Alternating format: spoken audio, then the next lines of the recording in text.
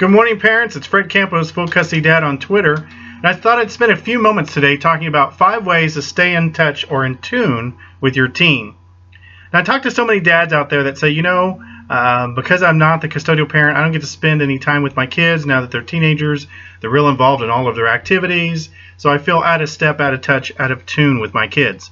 So here's a couple suggestions of things to maybe help you connect and stay more involved and more in tune, as we say, with your teens.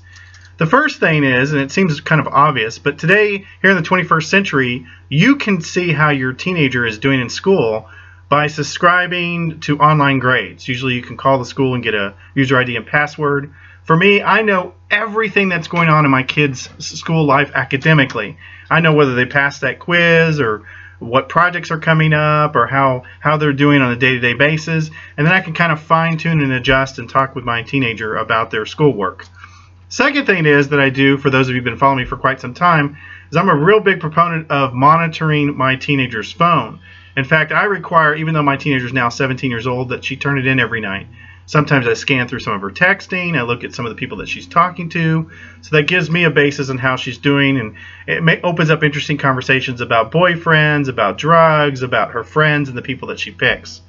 Third thing that we do is we invite her friends over for dinner. There's no better way to get to know your teenager and their friends by actually spending time with their friends, whether that be a meal or other activities.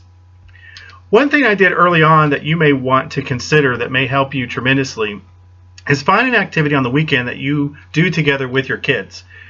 During the preteen days, I went roller skating every single Saturday, and me and my daughter became absolute pros. We took lessons together, and this was something that we did every single Saturday. Today, I take my kids to church with me every single Sunday, so it's a thing that becomes routine.